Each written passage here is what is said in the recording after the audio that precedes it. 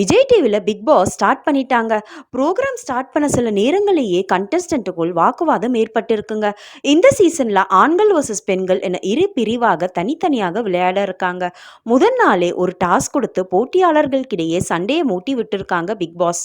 Big pass வீட்டிற்குள் போட்டியாளர்கள் வந்தவுடனே வீட்டின் கதவை திறக்காமல் கார்டன் ஏரியால வெயிட் பண்ண வைத்தார்கள். 6 கண்டஸ்டன்ட் உள்ள வந்தவுடன் தான் டோர் ஓபன் ஆச்சுங்க. அவங்க கிட்ட உள்ள ஒரு கோடு போடப்பட்டிருக்கு. நீங்க வீட்டை முழுசா சுற்றி பார்த்துட்டு அந்த பக்கம் போறீங்களா இந்த பக்கம் போறீங்களா என்பதை பாய்ஸ் அண்ட் கேர்ள்ஸ் தனித்தனியாக சொல்ல வேண்டும் என பிக் பாஸ் டாஸ்க் கொடுத்தாருங்க. லிவிங் ஏரியாவில் எந்த இடத்தில் இருக்கிறீர்களோ நான் சொல்ற வரைக்கும் உட்கார்ந்திருக்க வேண்டும், யாரிடமும் பேசக்கூடாது என பனிஷ்மெண்ட்டும் கொடுத்திருக்காங்க.